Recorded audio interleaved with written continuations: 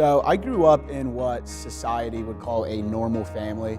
My mom and my dad, brother, sister, upper middle class, very involved in my life, played sports, went to church, did the bi-weekly Bible school sort of thing. So when I was in middle school, that was like the era where I was really trying to find out who I was and where I fit in.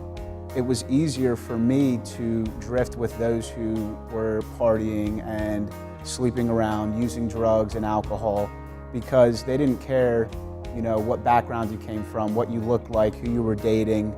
So I kind of went through the motions, went through high school, kind of just floated my way through there, went to Penn State University for a year. And it was during that year where my life just took a total turn for the worse.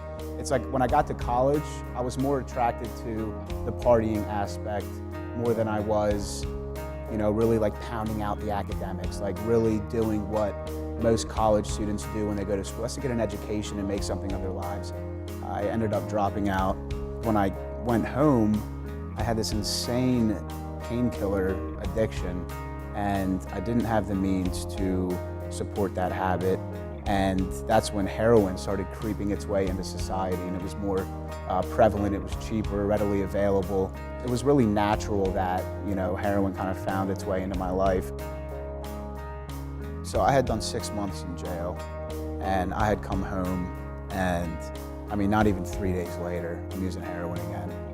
I broke my family apart, and I could see that now, like how it damaged my parents' relationship. It was just total mayhem. Like, I totally dismantled the meaning of family.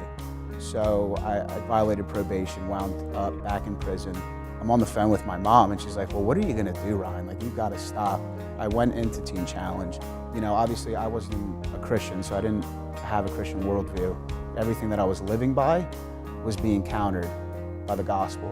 So it forced me to really look at myself and ask, like, well, Ryan, what do you believe? Like, what is motivating you to live life? Because right now, you're living for drugs. You're living for failure. After reading the gospel and, with other books and teaching series, and I just got on my knees one night in the chapel and was like, God, please, like, if you're out there, I really need you to reveal yourself to me. I need you to change me, because I don't like who I am. I don't like what the old me is, or what me at the time is doing to everyone around me.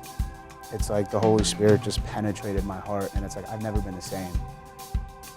My family's top priority. It's just great seeing the restoration that God's doing and has done, because our relationship's like never been better. I embrace that testimony that God gave me. And so I'm psyched to be working here at the Father's Heart Ministries. Now I'm living for something that has meaning, that has value, and that God has me in a position where I'm helping other men find their purpose and their calling in life. It's like, where's there a better place to be, honestly?